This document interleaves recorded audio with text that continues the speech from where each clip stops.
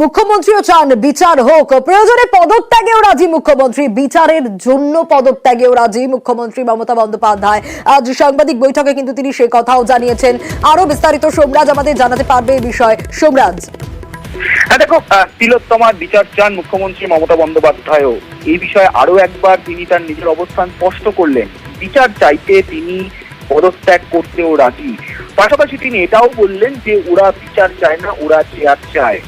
মুখ্যমন্ত্রীর চেয়ার তার চাই না, সেটাও স্পষ্ট করলেন মুখ্যমন্ত্রী মমতা বন্দ্যোপাধ্যায়।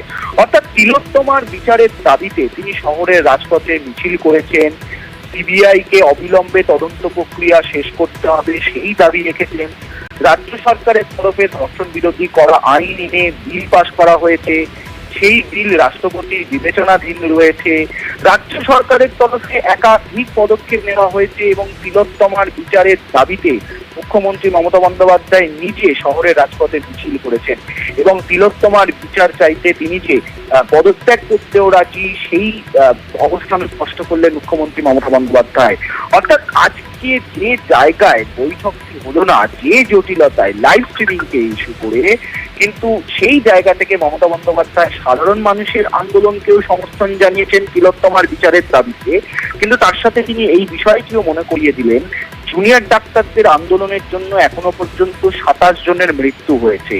তারা যদি আগামী দিনে কৈফিয়ত চাইতে চায়, রাজ্য সরকারও কৈফিয়ত দেবে।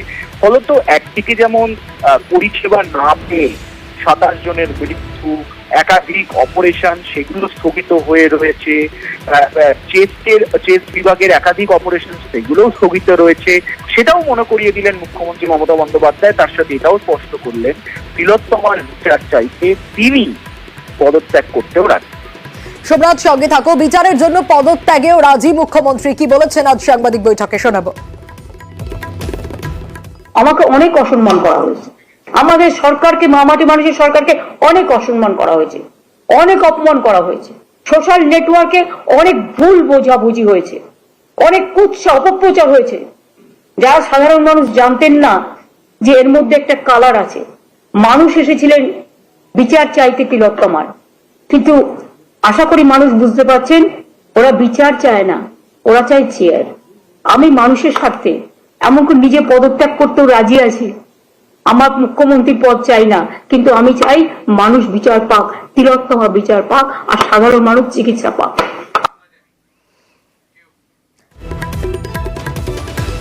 আজ আরো একবার কাজে ফিরতে আবেদন করেছেন জুনিয়র ডাক্তারদের মুখ্যমন্ত্রী মমতা বন্দ্যোপাধ্যায়। তিনি বলেছেন জুনিয়র ডাক্তারদের আন্দোলনে এসমা জারি নয়।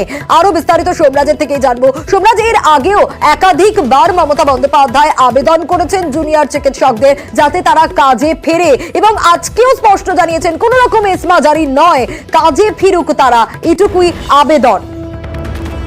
দেখো, মুখ্যমন্ত্রী মমতা বন্দ্যোপাধ্যায় একটা বিষয় স্পষ্ট করেছেন যে তিনি আন্দোলনকে সবসময় সমর্থন করেন, সম্মান করেন, তার আন্দোলনের মধ্য দিয়েই জন্ম, এবং সেই জন্য তিনি কোনো ইমার্জেন্সি বা জরুরি অবস্থার পক্ষে নয়, তিনি এসমা জারির পক্ষে নয়। তিনি এখনো চান আলোচনার মাধ্যমে সমস্যা মিটুক। তার জন্য আজকে মুখ্যমন্ত্রী মমতা বন্দ্যোপাধ্যায় সাংবাদিক সম্মেলন চলাকালীন মুখ্য সচিব এবং রাজ্য পুলিশের ডিজিকে বলেন, আবারও যদি তারা আলোচনা করতে চান সাথে সাথে প্রয়োজনীয় ব্যবস্থা নেয় রাজ্যের মুখ্য সচিব এবং রাজ্য পুলিশের ডিজি। তিনি এটাও বললেন যে 3 দিন ধরে সাধ্যমতো তার চেষ্টা করেছিলেন যাতে তারা আলোচনার টেবিলে আসে। তুমি জানো, মঙ্গলবারও রাজ্যের স্বাস্থ্য সচিবের তরফে আলোচনার প্রস্তাব দিয়েছিল, গতকাল অর্থাৎ বুধবার রাজ্যের মুখ্য সচিবের তরফে আলোচনার প্রস্তাব দিয়েছিল, এবং আজকেও আলোচনার প্রস্তাব যায়। তিনি তার সাধ্যমতো চেষ্টা করলেন, কিন্তু জুনিয়র চিকিৎসকরা আলোচনার টেবিলে এলেন না, এবং তার সাথে তিনি এটাও মনে করালেন যে তিনি আলোচনার পথ এখনো খোলা রাখছেন।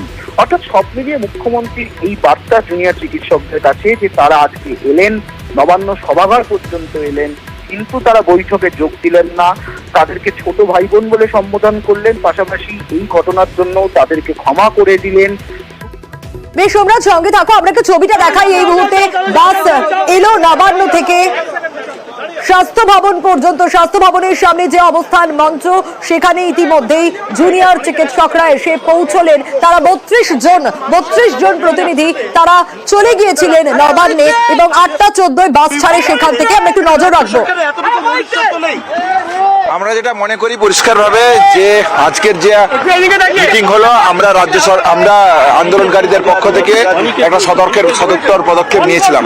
আমরা মনে করেছিলাম যে আলোচনার মাধ্যমে, সমাধানের মাধ্যমে এই জায়গার একটা রেজাল্ট আউটকাম বেরিয়ে আসে, কিন্তু আমরা দেখতে পেলাম যে লাইভ স্ট্রিমিং নিয়ে রাজ্য সরকারের যে রিজিডিটি, সেই রিজিডিটির জায়গাতে যে ভয়, কিসের ভয়, তারা বলছে যে না এভাবে করা যায় না। আমরা বলছি তাহলে যেটা হচ্ছে যে ভয় কিসের, তাহলে যদি সাবজুডিস হয় তাহলে আমরা যেটুকু জানি সেটা হচ্ছে এটা পরিষ্কার যে আমরা কি আলোচনা করতে গিয়েছিলাম। আমরা আমাদের যে 5 দফা দাবি ছিল সেই দাবি নিয়ে আলোচনা করতে গিয়েছিলাম। এই 5 দফা দাবি আমার মনে হয় পশ্চিমবাংলা সহ সারা দেশের ঘরে ঘরে পৌঁছে গেছে। তাহলে ন্যায় বিচারের দাবিতে আমরা বিচারের যা দাবি দেওয়া আমাদের রাজ্য সরকারের কাছে ছিল সেই দাবিটা জানতে গেছিলাম। তাহলে যে এই বিচারের পথে যে বা যারা বাধা সৃষ্টি করেছে সেই জায়গাটা রাখতে যাওয়া, এবং আমাদের সুরক্ষার যে প্রশ্ন ছিল সেই প্রশ্নটা, এবং কলেজে যাতে কোনো রকমের কোনো গণতান্ত্রিক পরিবেশ এরপরও রক্ষিত হয় সেই জায়গাটুকু বলতে যাওয়া, এইটুকুই বলতে গেছি। রাজ্য সরকার গাছের চারা বিতরণ করলেও সেটা লাইভ স্ট্রিমিং হয়, আর যেখানে চিকিৎসকেরা, যেখানে সাধারণ মানুষ সবাই তাকিয়ে রয়েছে, সেখানে লাইভ স্ট্রিমিং এ তো ভয়টা কিসের? একদমই এটা অত্যন্ত দুঃখের যে আমরা মনে করি আমাদের যে ন্যায় বিচারের দাবিতে যে লড়াই, সেই লড়াইকে মান্যতা দিয়ে আজকে যে মিটিংয়ের জন্য আমরা গিয়েছিলাম, আমরা সেই মিটিংয়ে আমাদেরকে ওয়েলকাম জানানো উচিত ছিল। আমরা প্রায় 2.5 থেকে 3 ঘন্টা অপেক্ষা করেছিলাম। আমরা মনে করেছিলাম যে মানবিক মুখ্যমন্ত্রীর মুখ থেকে আমরা একটা সদর্থক ভূমিকা জায়গা পাবো, কিন্তু তা আমরা পেলাম না। কিন্তু আমরা এরপরেও বলতে চাই যেটা, যে উনি যে ধরনের জায়গাগুলো রেখেছেন সেই জায়গা থেকে যেটা বলি, উনি বলছেন যে আমি 3 দিন ধরে অপেক্ষা করছিলাম। এই ঘটনা তো একদম সত্যি নয়, এবং আমরা 36 দিন অপেক্ষা করছি, তাও ঠিক আছে।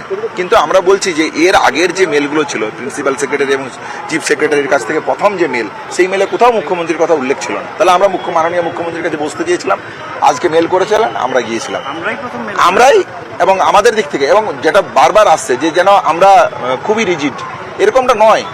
প্রথম সদর্থক যদি ভূমিকা কেউ নিয়ে থাকে তাহলে আমরাই নিয়েছিলাম। সেটা নিয়ে পরে আবার কোশ্চেন উঠে যে 3:50 কেন।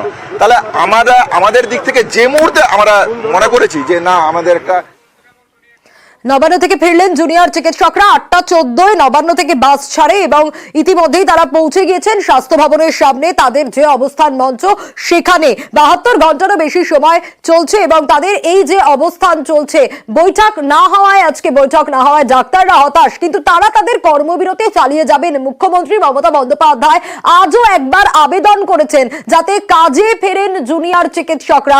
জুনিয়র চিকিৎসকদের আন্দোলনে এসমা জারি নয়, কিন্তু কাজে ফিরুক তারা। কাজে ফেরার বার্তা দিয়েছিলেন আজকেও মুখ্যমন্ত্রী মমতা বন্দ্যোপাধ্যায়, কিন্তু জুনিয়র চিকিৎসকরা বলছেন প্রশাসনের ওপর আস্থা আছে। আজ আলোচনা হয়নি, আগামী দিনে আলোচনা হবে, কিন্তু এখনো পর্যন্ত কর্মবিরতিতে অনড় রয়েছেন তারা। তারা বলছেন যে তারা কর্মবিরতি চালিয়ে যাবেন, কর্মবিরতি চলার ঘোষণা করে দিয়েছেন। বৈঠক না হয় তারা হতাশ হয়েছেন, কিন্তু কেন আজকের এই বৈঠক হলো না? এই বৈঠক হলো না তার একটাই কারণ, লাইভ স্ট্রিমিং। যে শর্তগুলো দেওয়া হয়েছিল জুনিয়র চিকিৎসকদের তরফ থেকে সেই শর্তগুলো মেনে নেওয়া হয়েছিল।